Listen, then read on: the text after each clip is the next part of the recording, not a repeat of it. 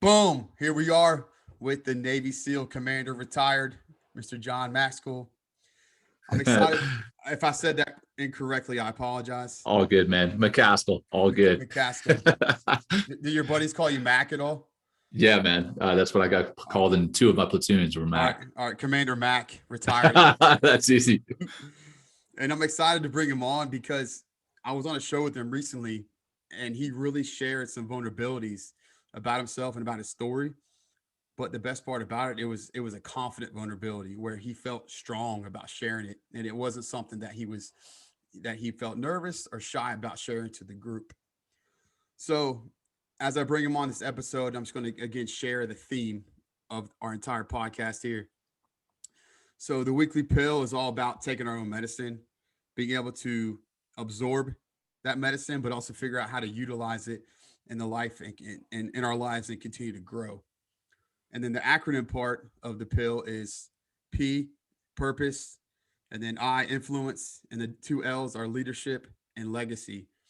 So these are things that a lot of us don't think about often, but the purpose part of life is so important because when we transition, and like our guest today, Commander Mac, he transitioned within the last year. And I can't wait to hear his story about his next chapter in life. And I know he's already doing a lot of great things, but he's going to share with us kind of where he's at now and kind of the approach to his mindfulness that he's now living with. So, Commander Mac, retired. Welcome to the show. Hey, Jake, thanks for having me, man. It's a pleasure to be here with you, and I love what you're doing. I love where your head's at, and happy to be here to share just my small story with your audience, and if it helps one person, then it's been worth both your time and my time. So I appreciate the opportunity, brother. Absolutely. Well, first off, I want to say welcome to your home. I know recently relocated to Colorado, and you're excited. You shared with me a little bit about your situation. So, so that's Yeah, awesome, man. And yeah, man. you have another child on the way, I believe. Is that correct?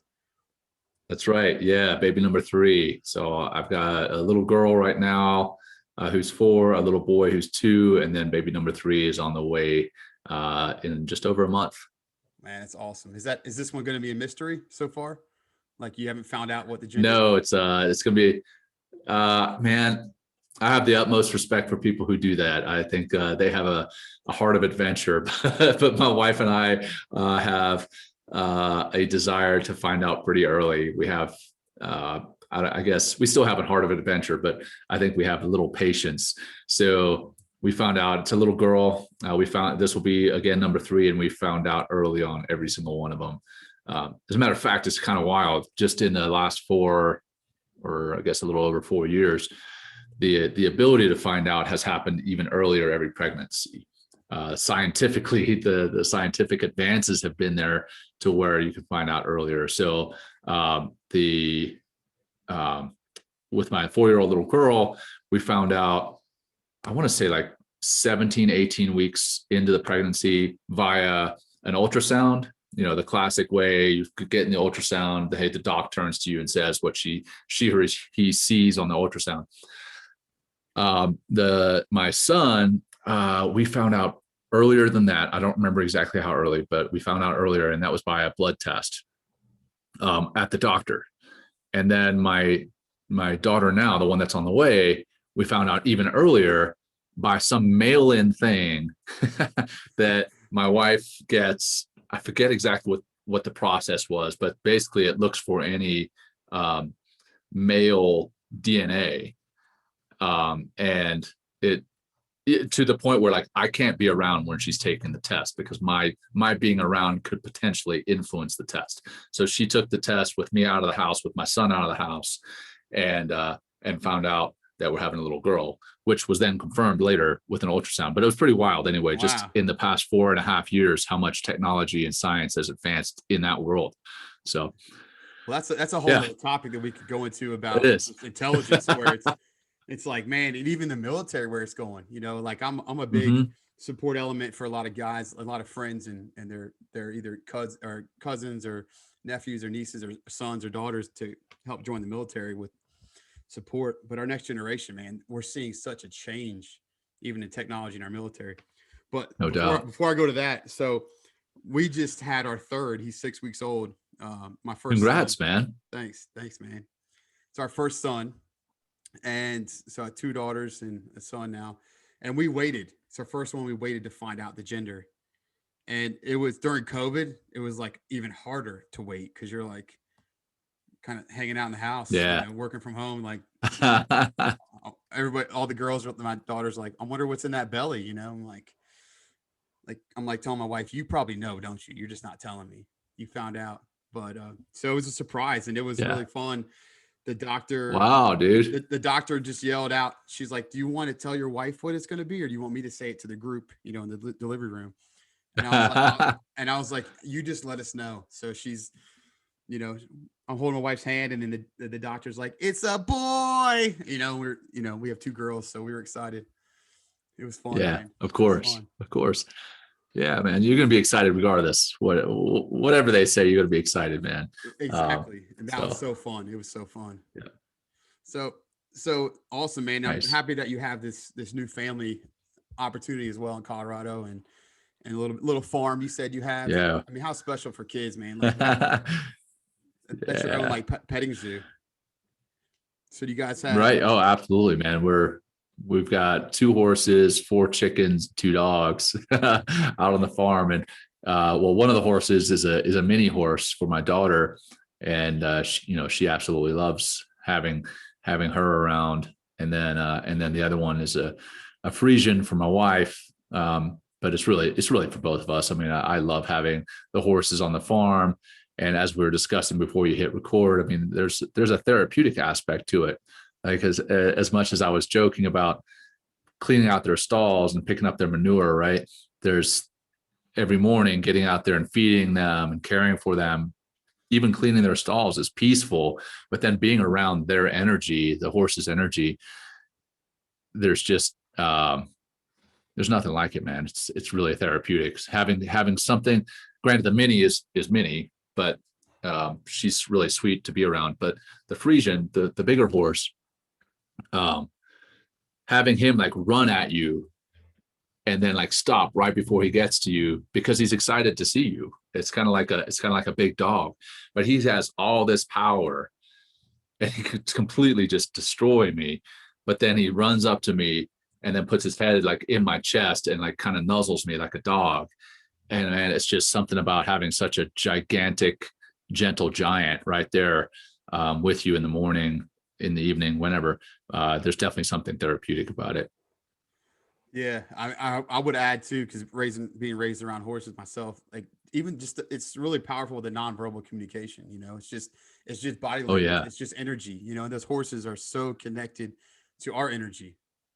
And yeah, oh yeah, big time, man. It's great lessons for your kids, like when you get to tell them, hey, like like holding frame, being composed, all that energy and like the mindfulness energy that you like represent.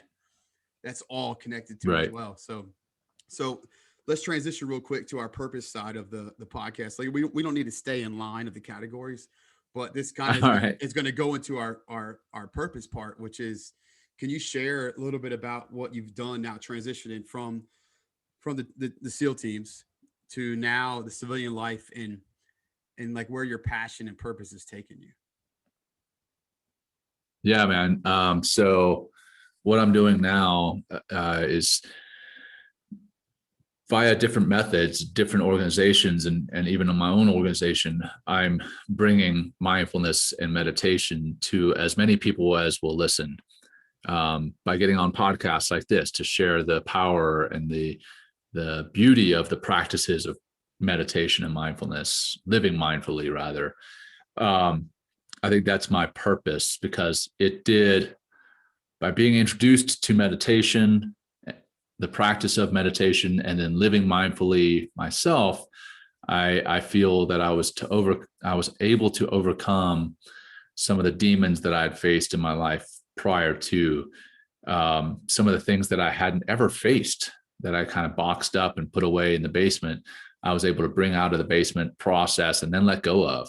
And that that allowed me to release a lot of tension in my life, a lot of depression, a lot of stress, a lot of anxiety that I had been carrying around with me. And now it was no longer a part of me. Don't get me wrong, I still get anxious, I still get stressed, I still get down, but I have tools that allow me to process these in a much healthier way. And then again, I can let go of them that much faster.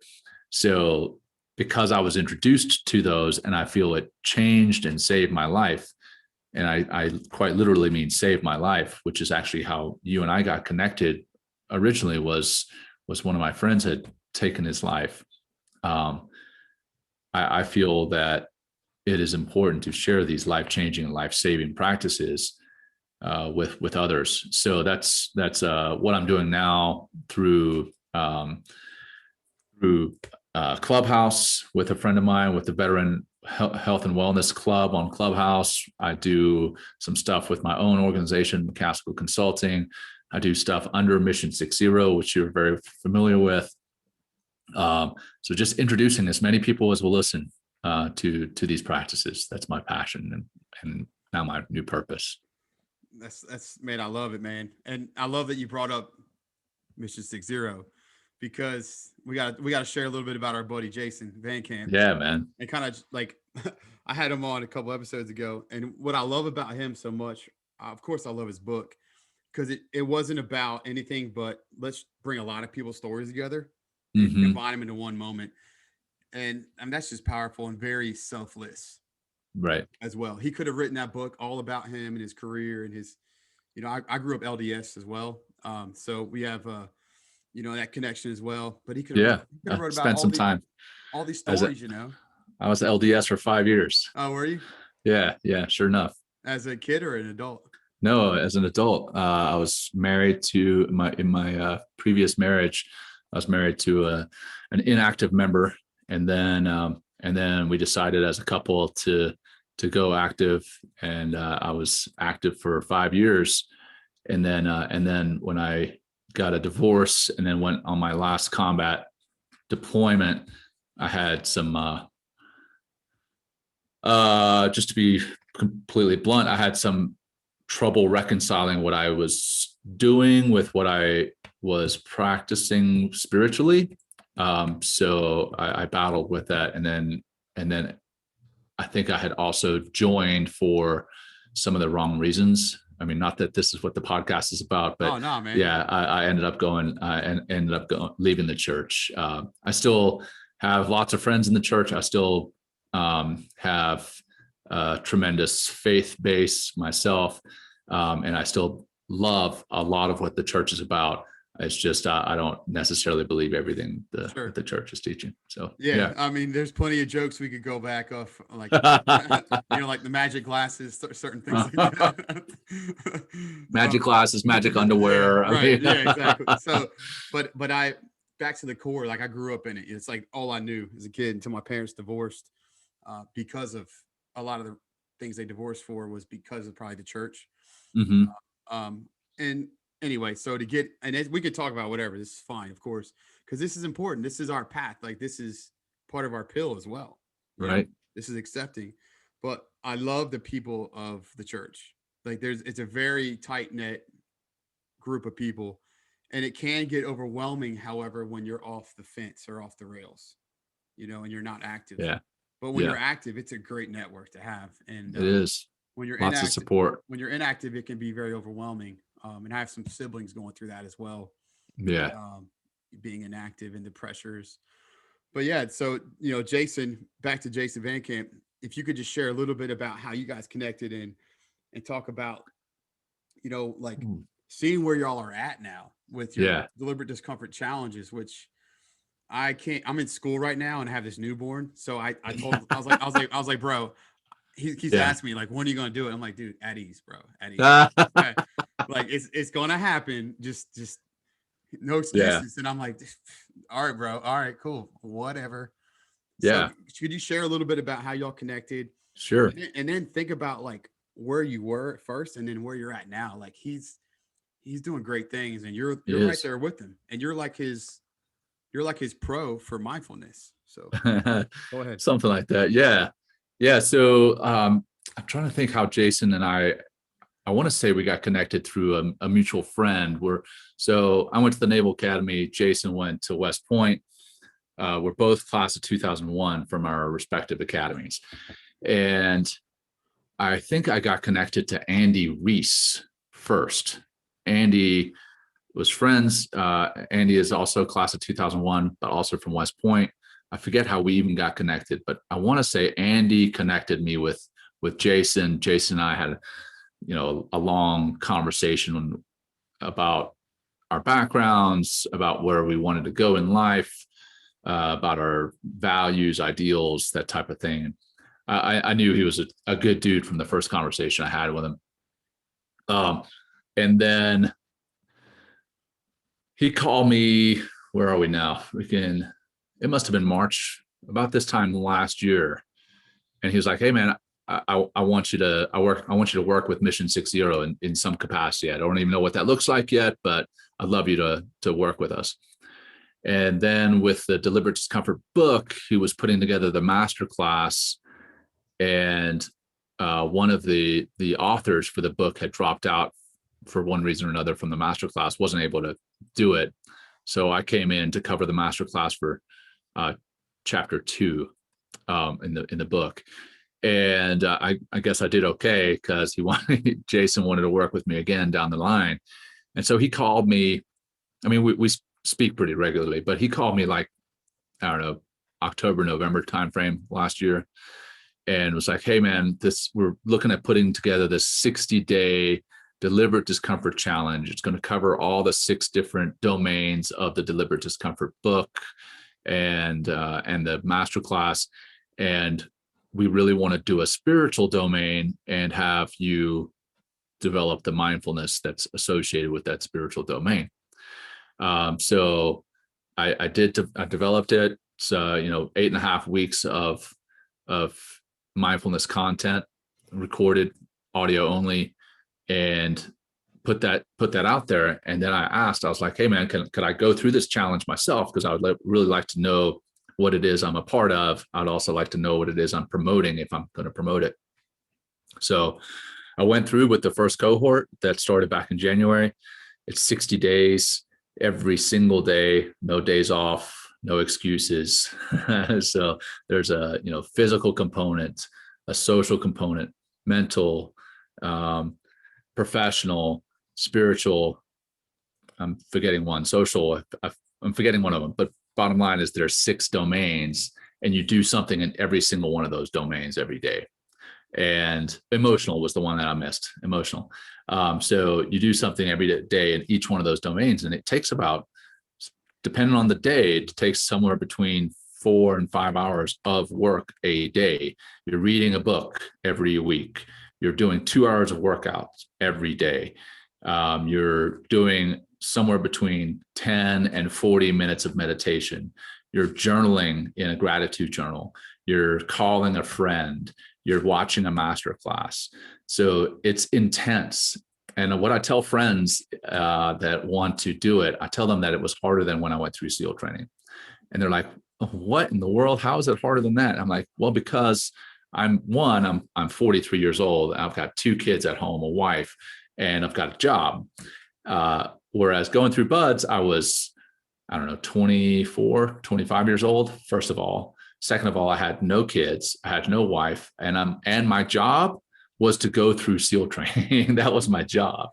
And now, I've got other obligations. So having these other things in your life, it was tough. That said, it was life-changing, dude. It was amazing. Like not just those 6 domains, but then you're part of a Facebook group, and that becomes your tribe, because there's cohorts for this challenge starting every week. And you get to see the people who are ahead of you going through the challenge. You get to see the people who are behind you and offer them support and tips and tricks to, get through the challenge. You have the people who designed the challenge in that Facebook group, so you can ask questions. It's been amazing just to see the community and the tribe come together in this challenge. So yeah, for those listeners, if you're interested in a and a kick in the butt, but also something that will change you to be a better version of yourself, check out the Deliberate Discomfort Challenge by Mission 60. Yeah, that's, man, what a great plug, Jason. Did you hear that, Jason? Right. Man, so Jon, I want to kind of take a couple things out of what you mentioned. And the Yeah. first thing I want to take out is, so this is all pretty recent that this all kind of got pulled out and Jason challenged you to help out. Mm-hmm. Now, obviously, this is also when I was mentioning you transitioned like within the last, 10 months from the military? Yeah, August 9 of months. last year, so something like that. Yeah, 9 or 10 months. So this is also like, none of this was exactly planned for you either, I'm sure. Yeah. This is just, I want to share this. Like, this is important. I'm trying to figure out how to articulate this. This is important though, where the work you put in prior to to the left got you to where you are today. Like, this Oh wasn't yeah. just a boom, like this is what I was planning. This was Right. completely random, and it's completely like you just talked about your tribe. And I see how connected you are with Mission 60 and what Jason's doing and the kind of the network that he has. But what advice can you give out there to people that develop this and enjoy the process every day? Because at some point, these opportunities are going to come. Yeah. Yeah. So what's the old saying? Like, good luck is the intersection of hard work and opportunity, something to that effect, right? Yeah. Um, I think, yeah, if you had asked me 3 years ago, even whether I'd be doing what I'm doing now with Mission 60, whether I'd be doing what I'm doing now with living on a farm, living in Colorado, any of that, I probably would have been like, no, you're talking to the wrong person. That's not where my life's going. But yeah, the military, you definitely have rigid rules in the military and everything else, but it also teaches you to adapt and overcome, right? To adapt and overcome, to be flexible, to have a plan, but know that no plan survives first contact with the enemy. And if you are married to your plan, then a lot of the time that causes you stress and anxiety that's undue. So have a plan, but know that it's going to change. I think that if I was to tell anyone anything, it would be, hey, prepare yourself for the unknown and have a plan and know that that plan is going to change. I think have enough flexibility and adaptability to know that that plan is going to change. And if you do the work, regardless of how that plan ends up going, if you do the work, you're going to set yourself up for success. So, I've had bumps in the road. Things didn't go as planned, both in my military career and even in the 10 months since. I mean, there's been bumps in the road, but the military, I believe, provided me with the resilience to bounce back from those bumps and then make the most of those bumps. Not only like not succeed in spite of those bumps, but I believe I'm succeeding. I don't want to say I've succeeded, because as soon as you say you succeeded, then you're going to get knocked on your ass. Yeah. but I feel that I'm doing well. I'm succeeding because of those challenges. And every time I get challenged, taking a step back and doing the old military after action review, saying, okay, what did I do right? What happened that was wrong? Why did that happen? And then adjusting, and every time learning. I mean, I resigned from a nonprofit that I was working with, that I was very much enjoying working with. I didn't see that coming. It wasn't part of the plan. And even that resignation wasn't exactly on the best of terms, but I learned a lot from it. I did some things wrong in that resignation. I screwed up a lot of things in and of itself. hurt some people along the way in doing that, because I was hurt by certain things. And in my resignation, I probably acted emotionally rather than rationally. But looking back on it, now I've learned from it, and I feel that I'm better because of it. I am, I'm more rational and less emotional. I like to think that I'm more selfless than selfish, and I still very much support that nonprofit that I worked with before. I still very much enjoy the people that work there, and hope the best for them. But I definitely burned bridges and learned a lot through that process. But the bottom line is, have a plan, do some work to set that plan up for success, but understand that plan is probably not going to go exactly according to what you were imagining, and be able to flex and then bounce back from the adversity and the obstacles that are bound to come your way. Yeah, man, that's important. I mean, the problem solving skills are vital as well. Yeah, And no that's one doubt. thing the military is incredible at helping us out with, and especially, you kind of mentioned it with the emotional response to things. Yeah. I mean, come on, that is one of the most expected things for military personnel is emotional response. Not like we're going to freak out, but hey, react to mitigate these threats. Yeah. React Yeah. to, stop the threat that started the shooting, or whatever it is, find that IED, Right. like my job was sweep for IEDs. So like we're taught that. Like that's exactly what we're taught to do, is to get emotional, but not like as in individually reacting, but like we're reacting with our physical presence to Sure. stop action per se. So I think that's one of the hardest challenges when we do experience our life outside of the military, or even while you're still in and you're not on full duty at the moment. You're back home working, in your house, or Yeah. in your neighborhood, or around your family, where when we're in the fire, we get out of the fire and we regret a lot of the decisions that we made at times. Yeah. You know what I mean? Yeah. It's And but immediate action drills, right? I don't know. I yeah, think that's yeah, for sure. that's what we call them in the SEAL teams. I'm pretty Yeah. sure that's what they call them in the Marine Corps Oh yeah. too, is having immediate action drills, and you get that muscle memory down. You're not reacting on thought. You're reacting on Condition. training and Yep. condition. Yeah. So yeah, we've been conditioned a certain way, but now, now that I'm not in the military, I need to have that more of a rational thought.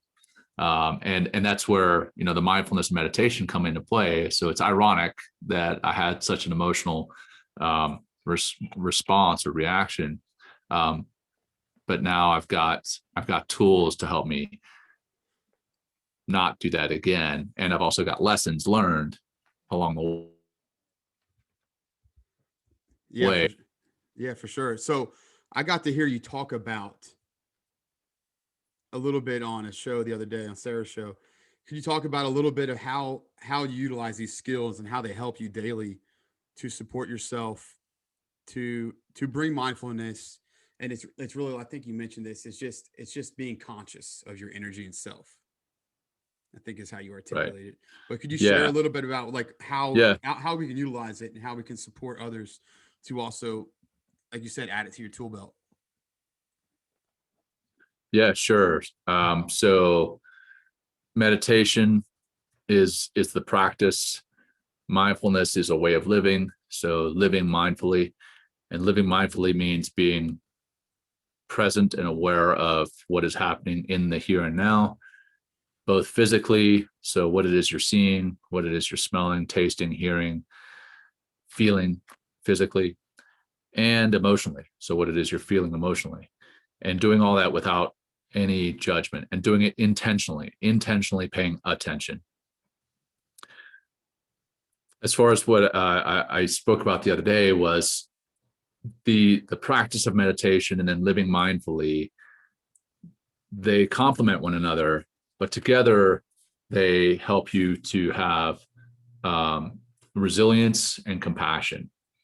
And compassion, what I mean is, feeling what other people are feeling, truly taking on their feelings. That's the empathy side. But then the compassion is the desire to help others out, help those who are feeling those feelings, help them out, get them out of whatever rut they're in, get them out of whatever trouble they're in, understanding that they are fellow human beings. That's the compassion piece. And then the resilience, I believe with mindfulness and meditation, it allows you to build up and understand who you truly are. Like the metaphor I want to use right here is as a military member, a lot of the time we identify ourselves as that person in uniform, right? I identified for 20 plus years myself as lieutenant, and then lieutenant commander, and then Commander McCaskill. And I identified myself as the Navy SEAL. And then I started doing the meditation and the mindfulness, living mindfully. And I realized that I'm a lot more than that. You know, I'm a father, I'm a husband, I'm a son, I'm a member of the community. And then internally, even further, you know, who is Jon Macaskill at his roots? What are my values? What are my ideals? And a lot of that work, we say, you know, honor, courage, and commitment, and all these ideals and values that we live as military members. But those are the ideals and values of the military branch that we're in. Those are the ideals and values that we're told to live. But really, yeah, when you peel back the onion and you're like, okay, who am I? What are my ideals, my values? That's some pretty tough work. But when you do that and you know who you are at the core, you end up being much more resilient. So when you do have a plan and you get knocked on your butt and the plan doesn't go as you thought it would, then you're like, okay, it didn't go as I thought it would, but what are the laurels that I stand on? What are the beliefs, values, ideals that are part of my core and my fiber? Then you're able to bounce back a lot quicker. So the mindfulness and meditation, living mindfully, practicing meditation, allows you to have compassion for your fellow human being and see them as human beings, not as objects. And then they also help you to be more resilient, both personally and professionally. So that's what I spoke about the other day. Yeah, man. First off, my first question that made me think quickly: where can you send someone to go get a quick hip pocket class on meditation to support the interest? Yeah, couple places. I mean, Mission 60, you've got the spiritual domain there. So if you want to get an introduction, I do go through the science of mindfulness and meditation and what's physiologically happening there with Mission 60. Then I've also got, I work for another organization called My Steady Mind, and we have a 9-week course that you can go through on that, but it introduces you to mindfulness at the beginning, mindfulness and meditation at the beginning of the course, and then runs you through confidence and being present and negative self-talk and self-sabotaging behavior. So there's a little bit more to that as far as the spiritual side of things. So, you know, they're not competing. Mission 60 and My Steady Mind aren't necessarily competing. That they're two different things. And then I've got another organization, Movement RX, with a Marine veteran that you may know, Jake, Dr. Larson. That's right. She's phenomenal. So Movement RX, we've got next month a mindfulness experience. It's 21 days long, and it's an introduction to mindfulness. It's an introduction to compassion. It's an introduction to letting go of your story, the negative stories that we all carry around with us. And we're going to be actually next week on Tuesday, we're going to be doing a live session to introduce that course. And the first cohort, because it'll be divided into cohorts, kind of like the Mission 60 thing, we'll be kicking that off May 12th. So those are three things that that I'm involved in. So it sounds like I'm plugging those, but then, Yeah, and you you know, are. Hey, if and we'll put all these in the show notes, okay? Because right I on, mean, right again, on. this is how I support you. I want to Yeah, thanks, support Jake. I what appreciate all it, y'all brother. are doing, of Thank course. you, man. You know, if you want to just go out there on your own, there's tons of apps out there. There's Insight Timer, Calm, 10% Happier. I mean, Waking Up, tons of these apps. And I highly recommend that's how you start, because a lot of the time people don't want to go into a meditation class. They don't want to start with something too complex or too deep. And that's understandable. So that's how I started. I downloaded Insight Timer, and I started with some very short meditations, like 3 5-minute meditations. And you know what? I probably wouldn't even call them meditations. It's just breathing exercises, bringing my attention to my breath and focusing on that. And by doing that, I tune out a lot of the other noise that's in life. But then I got into, after doing that for a while, then I got the confidence to get into longer meditations and more in-depth meditations. So for someone who is looking to get into mindfulness and meditation, which I recommend to everyone, start small, start easy, start short, and then work your way up. And however you end up doing that, whether it's through any of those three organizations that I just plugged, or through some of the apps that are out there, do it because it is a life-changing experience. Sure. And I want to just quickly plug Sarah's organization, The Power of Our Story, Oh yeah. the Coffee and Conversation. So not to not bring it up here, but if you want to find out a little more details of how our SEAL commander here started this stuff and where it came from, he shares it in grave detail on her show. And you can find her at, like I said, Power of Her Story, or her YouTube page, I think is Sarah Carell. Just want to say that Yeah, right because on. man, you shared that detail was important. And here's the thing: is there's so many people that have the similar experience of those emotions and feelings, and unfortunately, a lot of us decide to conceal them from a lot of different perspectives and Right. reasons. But I really love that you've taken it on straight to the face. You know, you've taken it head on like a warrior would. So I'm Thanks, proud of brother. you. Yeah, I man. appreciate it. So now I got two challenges for you. So Yeah. this isn't Jason. This is not another plug. Okay, this is not a diligent. These are two challenges in the organizations that I support and work side by side with. So I work full time for a large school district. I think for professional development purposes, and I would love to help you, with connections if possible, if needed. But I challenge you to reach out to public school divisions and say, hey, I would love to come out and share a keynote, share a on professional development day, because they all have professional development days for staff where Mm-hmm. students aren't around. But this is, you and I have both have kids, and our kids are young. Our K through 12 environment, those 13 years that they're in school, there's a lot of things that our kids just have an idea about, and our job as adults is to help them understand. But we get very overwhelmed working with the K through 12 environment. It's very Sure. overwhelming. It's tough. It's challenging. But what you're doing, if a Navy SEAL commander, who's 20 plus years of service can learn this stuff and connect right off the bat out of retirement with so many great organizations. This is an example of this is an important part of self-development and self-conscious growth. You talked Yeah. about being present of yourself and seeing yourself physically in the mental part. But I challenge you to think about working with school divisions, because they seriously could use your reset method that you taught us on Sarah's show the other day. And the example you brought up about your daughter, and you said you watching her actual when she like kind of gets in that moment and you see her actually, Yeah.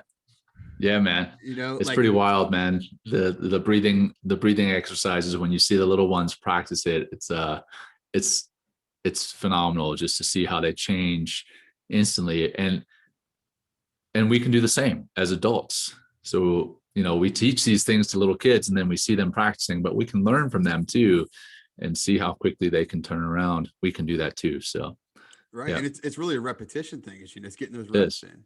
Yeah. and but also believing in it and knowing when to snap out of emotion, like and like you talked about the primitive part of the brain, the limbic part, Yeah.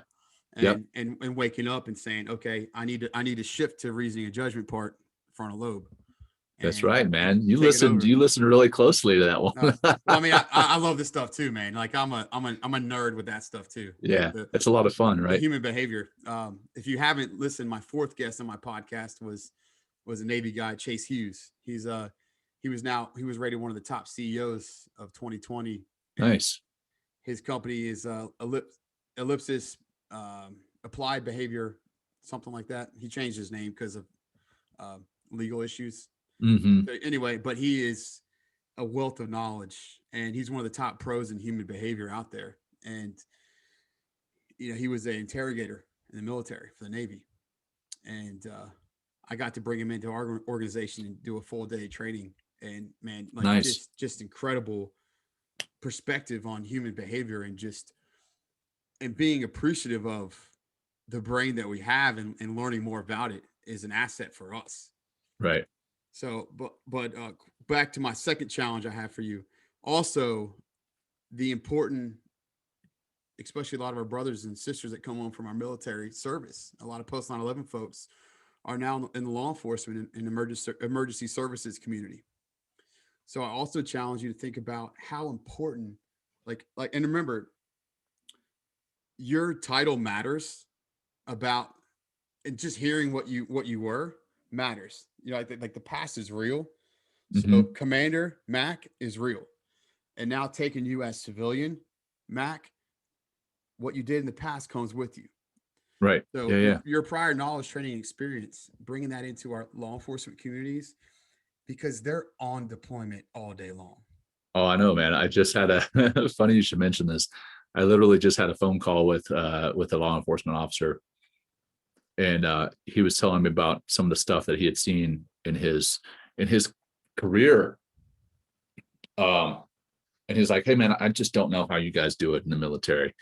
You guys go out and you're always on the alert." And I was like, "Dude, the respect that is there is mutual respect, because when we go out as military members and we go on a deployment, one, we know there's a good chance that we're going to get into a fight. We're intentionally almost going over there to fight. Whereas, and we do it for 6 months, maybe a year, maybe 18 months even. But then we come home, and when we're home, we're safe. And we're safe because of law enforcement officers and first responders. And I'm not going to get into the whole political discussion that's out there right now with law enforcement, but I mean, yeah, but without law enforcement, there's no law. So anyway, the other side of things is law enforcement officers are going out, and in the morning, they're fixing a cup of coffee, and they're drinking a cup of coffee with their spouses, and then they get in their patrol car and they go out on their beat. And it may be a completely boring day and not see anything. Hang on, I lost sound for a second, brother. No, you're good.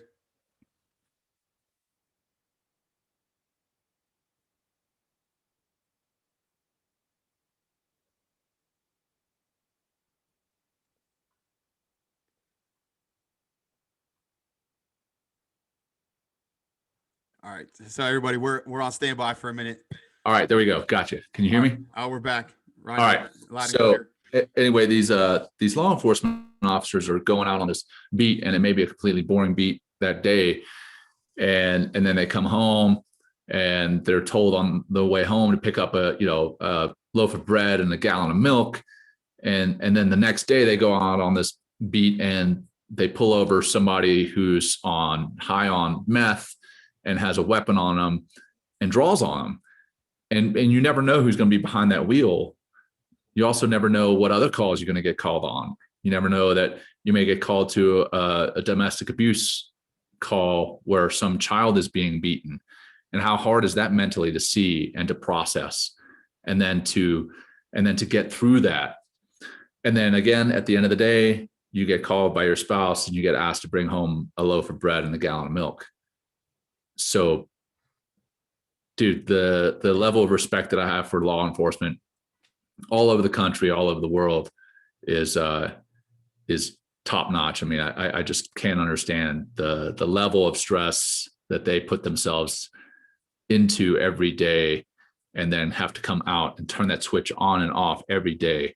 It's just amazing. So I don't even remember what the question was, man, but I started going down that path. So. No. So I challenged you that I challenge you to support or think about supporting and working within that industry, teaching mindfulness, because they need it more than ever, just like the school divisions need it. Because, I'll say this, the correlation for the last 13 months we've dealt with for the elections, and, we don't need to get into that, but my whole point about that is we had a lot of people, especially our kids, sitting back, utilizing technology, watching all that was going on.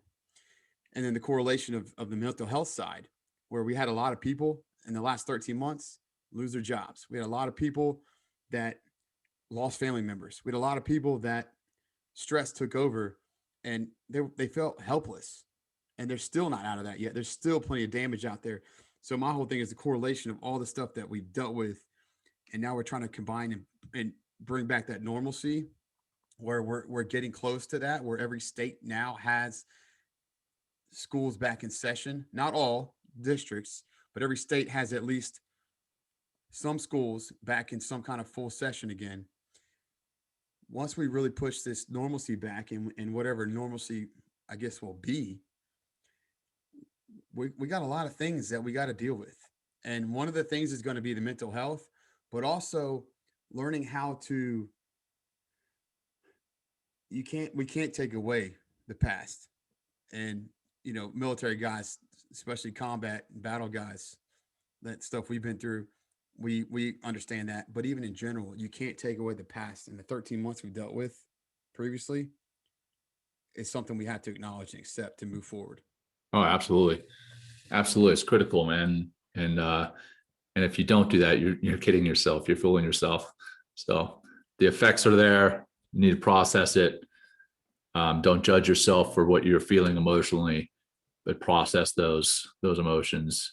And you need tools to do that, whether that's counseling, whether it's friends and family, or whether it's the tools of meditation and mindfulness. Again, I mean, I encourage all that. So, yeah. Well, I kind of the impact part of the pill is, you kind of already covered that in pretty grave detail with indirectly with we know the impact you want to make. But if you could just, I guess my challenge to you is, and I had a call with a friend today, a good friend, we hadn't talked in a while. I'm trying to help him get to work and connect with another company. He's a journalist, and he's trying to grow in his journaling career. And I think here's the question I asked him. I said, "Hey, if you could send me a message that I could share with this guy I want to connect you with, on where you're at right now, but also where you want to go in the future." So I'll ask you that same question. Where do you want to go in the future with what you're doing? I think what I'd like to do is eventually, I mean, a lot of the stuff that I'm doing right now is virtual. And that's great because it's scalable. You can bring what I'm doing, or I can bring what I'm doing to a lot more people in the virtual world. But I would like to get into doing in-person events again, because I think there's a lot more connection that happens in the in-person events. People are going to ask a lot deeper questions one-on-one, off to the side after a talk. So I guess long-term, what I would like to do is get back to in-person events, kind of retreat focus, where we're bringing counselors, bring in meditation teachers like myself, bring in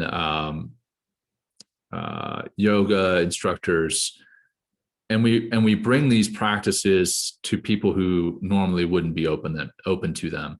So one organization that I forgot to mention before that I'm working with is another one called Evolutio. So it's basically evolution without the N on the end. Evolutio, the idea there is to do retreats in person, and to do retreats for corporate teams to teach them these life-changing, life-saving practices, have the corporate teams pay for them, but then take that money, turn it around, and bring vets down to these retreats, to veteran-specific retreats. So the corporate is kind of like the what is it, Tom's flip-flop, or Tom's something like that. I forget what the model is, but basically, if you buy a pair of flip-flops, you're buying your pair plus you're buying somebody else's pair. The model there is that the corporate team comes down, pays for this experience that's headed up by special operators. So it's myself, Green Beret, Rangers, a couple of folks from MARSOC, and EOD that are looking to put this thing together. Do that with the corporate team, they pay for it, and then we flip that around. It's not to make a ton of money, it's to take that money and then offer the same services to veterans. So the idea, or rather my desire, is to do things in person like that again, to do in-person events with Mission 60, to do in-person events with Movement RX, to do in-person events with My Steady Mind. And then I don't know, I'd like to write a book, but I'm not sure what that will look like just yet. But the intent is to write a book, and then get out on the public speaking circuit to, again, share the word of these life-changing practices. That's great, man. I can't wait either for in-person events. So I was going to try to see if you wanted to go to one actually in May. So I'm connected with a couple of different nonprofits that when I did the reunion that we did in 2019, our 15-year reunion. So I wanted to start my own nonprofit, and I was like, all right, first off, then that means that I have to now kind of be selfish in my own thing, and I can't support all these other nonprofits. So I like to connect with a lot of nonprofits, because then what you can do is you realize, hey, you're supporting their mission, but you're bringing other nonprofits' mission in as well. Right. And you're kind of going against the grain of what they normally do, where they kind of want to operate individually. And I've done events where like 3 or 4 nonprofits are connected into one. But there's one called Reunite the Fight. And so there's a couple high level sergeant majors that we might know that might be going to that event. I was going to see if you wanted to go, because I can't go because my wife starts back work that same week. But also know you got another little one on the way too. That's exactly. So I'm on the other end of that, on that other end of that spectrum, man. I'm not going anywhere anytime in the middle of May.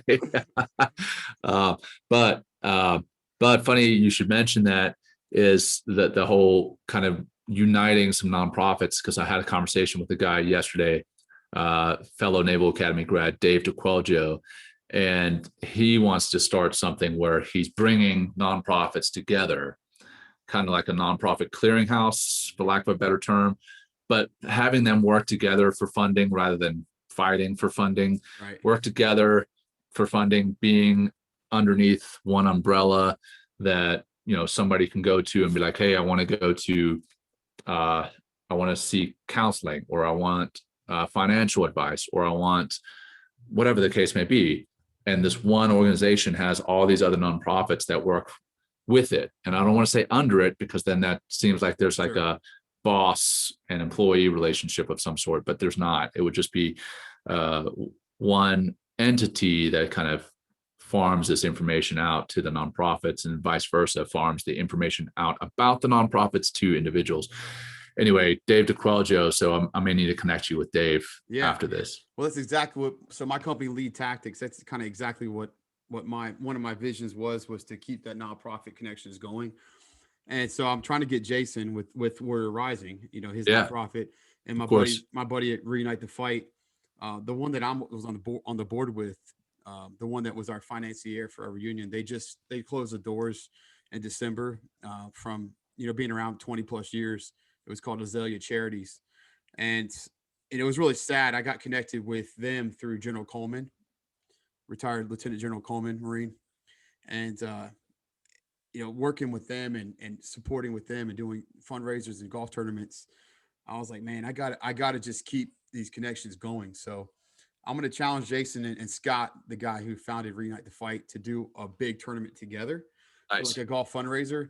So maybe, hopefully, you can come out for that one. It would probably be in Northern Virginia, like close to where I live. I live around the Gainesville area, and have a nice gathering. And my goal is, you can look this up. You could also look this up for retreat purposes for your mindfulness. Companies rent it out all the time. It's called Airlie, Airlie, Okay. Airlie Resort. It's actually owned by what's that school in DC? The college. Um, is it George? It's a college in DC. It's so there's a college in DC that owns Airlie Resort. Huh. Anyway, I can't remember, but basically, my buddy's the CEO of the resort. It's right where I live, but it's like 300 plus acres, and they have little cottages that you can rent out, and companies come there for retreats, and Nice. they also do like weddings. Airlie's been there since 1899, and it's a just amazing, beautiful resort. But it's an incredible place where people come, and it'd be a perfect place for mindfulness retreats, because it's in its own little peaceful haven Yeah. of country paradise outside Cool. of about an hour outside of DC. And so anyway, if we have a golf tournament, we'll also talk to my buddy, the CEO, and we'll rent out and have space there for people coming in town to stay. Um, we did that for our reunion. He gave us like crazy deals for guys coming Nice. to town. But I really want to connect, with guys like Jason and you and my buddy Scott, and bring them together, because if you think about the impact we're trying to make, is we're trying to develop and build the character of others, but doing it first, kind of like my podcast is themed for, doing it through our own selves first. Hmm.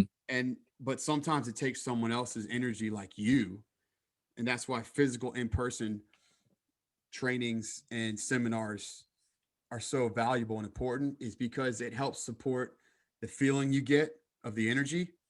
Where virtual, you're still in the comfort of your own home or own space, and you Right. plug into someone else's, virtual connection. But in person, it supports that objective and those Right. long-term training objectives that we're desiring out there. I like it, man. I'm all Um, about it. Let me know. yeah, no, we'll keep it going, brother. And of course, we got to get together with Sergeant Major Kent. Like you and him, we got to hang out at some point, physical That'd together. be awesome. That guy's command presence is just unreal. Yeah. I love being around that guy. He's like one of the most powerful guys. Just, I love his presence. But I want to kind of shift. I can't miss this part of having a Navy SEAL on my show. My first guest was a Delta guy, so I will say, I've had some high speed ninjas on here. Okay. I'm sure much higher speed than Yeah. I. Yeah, he's actually a cool guy. He's the guy who kind of founded the band Silence and Light. I don't know if you heard about them. I think so. So Jason Everman, the old guitarist for Soundgarden and Nirvana, is in the band Oh with yeah. me. He was a Green Beret, I believe. Oh, I didn't know that. Yeah, he joined after he left Nirvana in 1994. He joined the army, and so he and Brad are together. And then they have a Force Recon guy named Tyson. I can't remember his last name. And then their producer is Josh Goodwin, the Marine, now Grammy Award winning producer. Yeah. So they Wow. they create a group, and all they do is play music, and all their royalties goes to nonprofits, veterans organizations, law enforcement organizations, and hospitals to Nice. donate, to support. And man, just incredible guys. Like, then they're just incredible. But I want to talk about leadership with you. And if I could ask a question, you'd mentioned it after action review. Yeah. I'm very connected to. I love Jocko's podcast because he's just he just puts out great content. But could you share a little bit about being I guess you were prior enlisted, correct? Yeah. And Yep. did you do like a MESEP type of program, like how the Marine Corps does MESEPs? Did No. you do that for the Navy? No. So I was going to go through what the Navy has called Boost, or at least used to have Boost. I don't even know if that exists anymore. But I ended up getting picked up for both ROTC directly from the enlisted ranks to I was going to go to Tulane, and then I also got picked up for the Naval Academy. So when I had not been enlisted long enough to where I had to go to the prep school, or I had to go through any type of MESAP or boost program. So I went directly from the enlisted ranks into the academy. Nice. So yeah, I'm sure you sometimes look back and like, man, Tulane would have been so much fun. Yeah, but I also think about where I was in my head at 19 or 20 years old, and thinking going to Tulane, and would I have even graduated? I don't know. So could you share a little bit about, so you were prior enlisted, non special operations, Right. correct? Yep. And then, Correct. so this is the one question I want to start asking everybody that comes on my show. Could you share a little bit about, um, this might go ahead of ourselves here a little bit, but where you were when 9/11 happened? Yeah, I And was in buds. oh wow. So SEAL training. Let's see, 9/11, I had started what's called pre-training and rest and recovery, P2RR. That's what's called the fourth phase of buds. Buds is technically 3 phases, but the joke is that the first initial phase is actually PTRR, pre-training and rest and recovery. So it's like this holding pattern that you get put into. And I was with my class 238 that hadn't officially started buds training day 1, week 1. I was with 238, ended up getting rolled and graduated with 239, but I was with 238.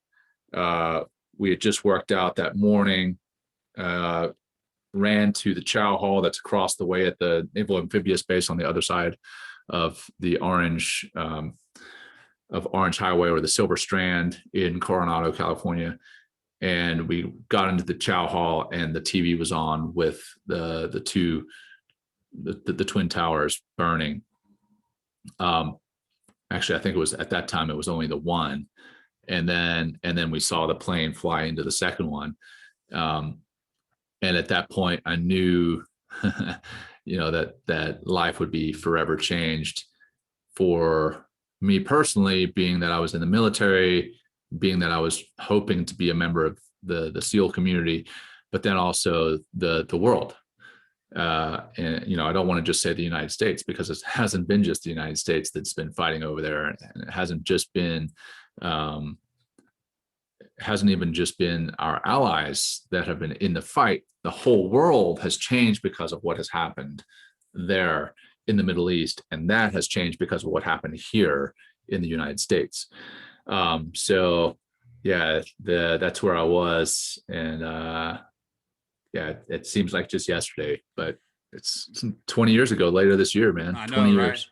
I It's know. crazy. So this adds so many more questions I want to go to, and man, yeah. So I wasn't in the military yet when it happened. I was 19, but you said, you were like, I remember I came home from, I went to the wrong job site that morning. I was doing construction work. My brother-in-law, bricklayer, and I went to the wrong job site, so I went back home and I turned the TV on, and just, you mentioned it, so it made me just, I haven't really ever thought about this, but I remember seeing the first tower and then the second one, boom, and we must have been in sync at the exact Yeah. same moment. I was East Coast, you're West Coast, and man, that you can't take away that emotion and what we felt when we saw that, no matter where you're at as an American.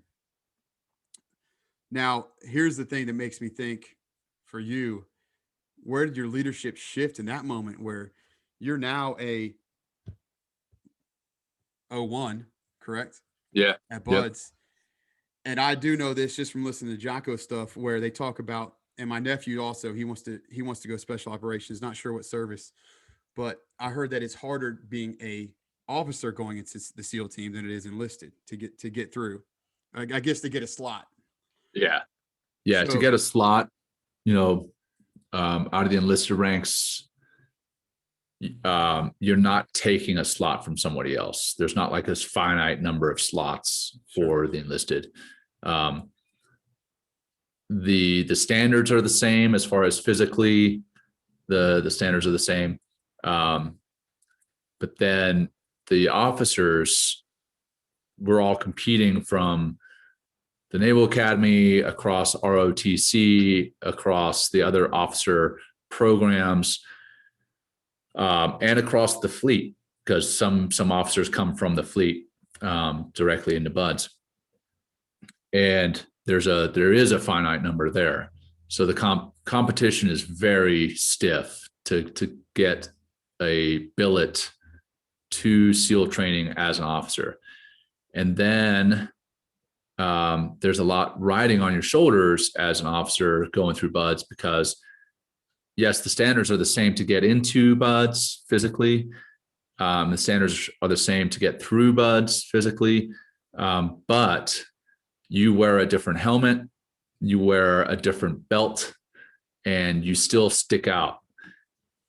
It's I think it is the only school in the US military where the officers and the enlisted go through the same school at the same time.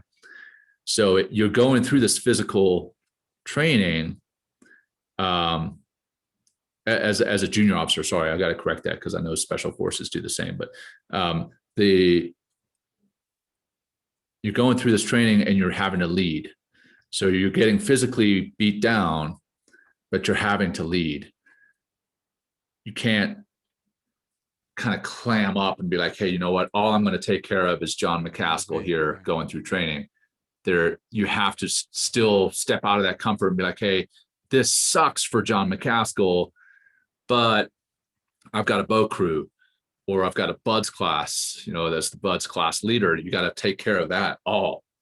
So the leadership starts getting honed pretty early on, but along with that leadership, the relationships get honed pretty early on too. Like, because you are going through as an 01, 02, as an officer, you're still going through the training with your enlisted men right beside you. So you start developing that relationship and friendship, those bonds, that brotherhood that needs to be forged in order to go onto the battlefield together. Man, so the leadership is there, but then the brotherhood is also being fostered very early on. Man, I love just the idea of all this, where that had to develop so much character for you and the guys you were around, especially the 9/11 timeframe. Yeah. So can you share a little bit about where did you learn about leadership yourself in that crazy moment, in that crazy time, being the 9/11 era? What was your best skill or best asset of leadership that you were able to take and bring to that situation?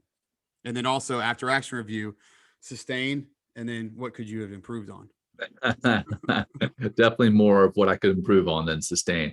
I think I brought a sense of humor to the team, to the buds class, and at the same time, when I needed to, I brought the professional side of things to it. So I was able, I guess, to judge. I was able to judge when we could have fun and have that in that sense of humor, inject that sense of humor. And then I was, at the same time, I was able to tell when, okay, shut down the sense of humor. Let's start getting serious and get after it. You can even get after it when you're having fun and having a sense of humor at the same time. But yeah, I think that's what I brought to the table as a leader, was having that ability to understand when game. Yeah, exactly. That's great. That's a great skill to have, by the way. Those are some of the Thank you. Well, because that's a very that means that people are really supported to your energy. If you're able to do that and get that group gathering to continue, once you take that switch off. Sorry, I'm sorry, I didn't mean to interrupt you. Go ahead. No, you're good, man. As far as the after action review and what I would keep, I would keep that. Then what I would do away with, or what I would change and try to do better, is I wish that I had the skills or not the skills, but the practices of meditation and living mindfully back in the day, because I think that would help me to assess things differently, to have more compassion for those who were going through buds with me or who were on the battlefield with me, I would be more aware of the situational. So that's another word for mindfulness, is just situational awareness in the here and now. And I think that as a military member is critical. So I wish that I had more of those skills back then than I do now. That's good. or yeah, That's not, I don't wish that I had more back then than I do now. I wish that I just had more back then. yeah, for Period. sure. Well, and we all, there's so much that we wish we could have, Yeah. what's that Yeah. saying? Um, wish I knew now what I didn't know then. Yeah. Yeah. Exactly. Right. And so that's an important thing for like our future generations of military, where I know that in your heart you still have deep desire to support the military, and like you talked about first responders, Mm-hmm. where a lot of people from the military end up in that career when they come back home or get out. But how can you, what advice could you give to like my nephew? He's a incredible rower. I told you about him a little bit a few months Yeah. back.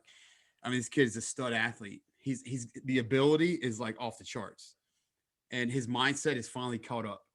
Now, this is my perspective. I feel like with my kids, I try to develop the mindset first and let the ability catch up, because I think just like us military guys, and when you're in combat, you gotta learn how to, or the best way to battle would be to respect your fears, not to be fearless.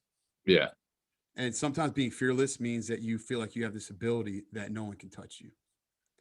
But I think respect is so important out there in this world.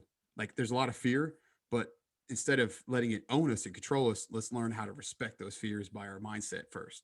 Anyway, I don't want to get off the tangent too much, but go ahead. Yeah.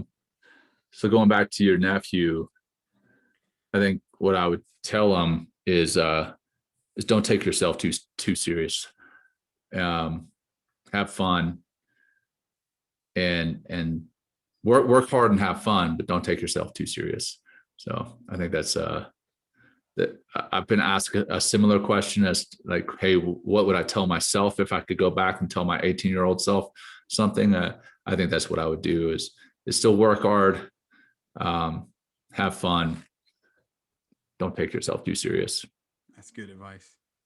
Yeah. And a lot of kids need that these days, especially with the challenges we gave them with 13, last 13 months I talked about Yeah, earlier, no doubt. and the virtual school where they're like, what? Can you Can't even imagine imagine doing that, dude. I know, right? My second grader with virtual was a hot mess at first. So we just pulled Oh, her no out. doubt. We pulled her out and just did homeschool program. So, man, leadership, man, I'm sure there's so much of it there for you. Is there anything that you were in a lot of combat situations, and I know your first deployment you talked about on the other show Yeah. was a operation that is one of the most well known now, but also one of the most deadly special forces operation in history of our country. And is there anything that you wish that you could have done different, specifically in high operation moments that that kind of weighs on you a lot in life? And I bring this up not to bring anything back from past experiences to harm you, but you're such a vulnerable guy. But it's like I said, that confident vulnerability. But are there any situations that you reflect on a lot, and that it's helped you grow, but it was hard maybe to pull it out, if that makes sense? Yeah, I think it does. Um, hmm. Yeah, I mean, I think going back to redo some things, certainly, I think in that moment I would redo a lot of things, change the way I did a lot of things, change the way I led on the battlefield, change the way I led off the battlefield. But ultimately, I always question, like, if I could go back and change that one thing, what else would that change in the trajectory of my life, right? And looking at my life now and what I'm doing now and who I am now to myself, not who I am, outside for others, but and ideally those are the same, right? Ideally, who I am outside is who I am internally as well. But I think I'm happy with where I am. I think I'm happy with what I'm doing. And I think that if I had changed 1 to 100 things, then would I be here? Would I be married to my wife? Would I have the wonderful children that I have? So there's always, sure, there's a desire to do things differently that you did wrong, but the impact of changing those, I mean, what lessons did I learn by doing them wrong? What growing did I do by doing them wrong? I think the opportunity to fix them isn't in the past. The opportunity to fix them is in the future. And that's quite literally true. I mean, you can't go back and change the past, right? So don't ruminate on the past, but learn from it. Yep. And then make that different choice in the future, make a better choice in the future. So that's where you get to fix it or redo it. So I think that, I think I understood your question. Yeah. Right. So. Yeah. I'm sorry if it was a little bit more like, I mean, that's exactly what it was, but I was kind of just sharing my idea of, when you go through combat, there's a lot of things that weigh on us, Oh, sure. And that was, you covered it exactly. And I didn't want to get to, cause you shared about the lone survivor incident. Yeah. That you were directly linked with your commanding unit. I guess you were on a different task unit. Right. That was, but at the same time, that could have been you. And, it's what I mean is, like, sometimes we really have this pressure of things that happened in the past that impacted so many different people or other things, that sometimes it weighs on you heavily. Right. And I think I kind of brought that up to talk about a little bit of, if you had that experience, what have you used now with mindfulness to really pull that out and be able to get through it too? And you did share it. I just kind of asked it jacked up. Yeah. Anyway, so last thing, legacy, man. Legacy. How do you want to be remembered? Not about like when you're gone, I should say, but about what you've done in life and as you transition to other things. Yeah, I mean, I think the legacy that I want to leave behind is, or rather, a couple of things. One, I want to make sure that my kids are well taken care of, and I am known as a father, a good father, and a good husband first. Then outside of that, I want to make a positive impact on others' lives and help them to live their most fulfilling lives. And if that's through teaching transitioning service members about my transition experience and making sure that they don't make some of the same mistakes I made, then that's a piece. If it's through teaching other people about mindfulness and meditation, and having other people live happier, healthier, more fulfilled lives because of that, then that's a piece of my legacy. But in all honesty, I think my priority is my wife and kids. As long as they're taken care of, when I am gone, then that's my legacy that I definitely want to leave behind. Man, that's powerful, man. Well, I want to say I really appreciate you being open and vulnerable about that, and stay on the path, brother. I'm proud of you, for whatever it means to you. I'm super proud of you and what you're doing. Thanks, Jay. You're creating big waves out there, and I know a lot of people have to be like, bro, I ain't doing that yoga crap, like I'm sure you hear that all the time.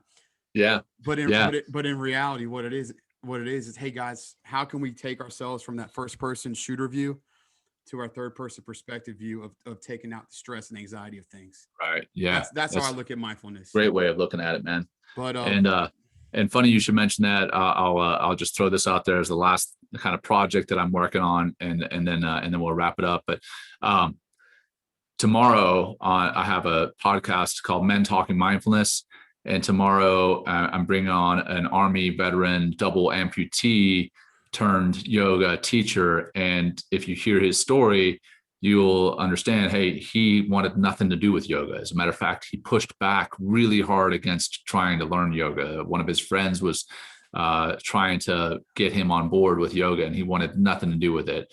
And then he ended up doing 3 sessions with her, hated every minute of the first session, hated every minute of the second session. And then the third session finally opened up to her about some things. started doing the yoga without his prosthetics on, and it changed his life to the point where he is now teaching yoga. Dan Nevins. So he'll be on the show tomorrow. So if you get an opportunity, and this is more for you, Jake, because I know this isn't going to get aired until after tomorrow's show. But yeah, if you get an opportunity, tune in. It's 12:30 Eastern on LinkedIn Live or on YouTube Live for Men Talking Mindfulness. Oh, man, that's great. Yeah, I've connected to a lot of your shows. I'll try Awesome. to watch it during my lunch break, man. Right on. So Cool, man. I wanted, last thing, plug any social media spots where people can find you. Yeah, the easiest thing is I've just put together a branded link tree. So right now, it's just jonmacaskill.com/links. If you go to that, that'll bring you to my social media and the different projects that I've mentioned earlier on the show, to include Mission 60 and My Steady Mind and Movement RX, Evolutio, everything. And the Men Talking Mindfulness show. So that's the easiest. And it's got the social media for Instagram, LinkedIn, and Facebook as well. So that's probably the easiest thing. Awesome. All right, brother. Well, hey, we're going to wrap it up here. Again, the weekly pill: purpose, impact, leadership, legacy. Let's take our own medicine out there and let's grow so we can support others out there for thriving out there in this life. So, Jon, Commander Mac, retired, we appreciate you, brothers. Semper Fi. Oh, yeah. All right, Jake. Thanks, brother. Appreciate it. Yes, sir. Thank you.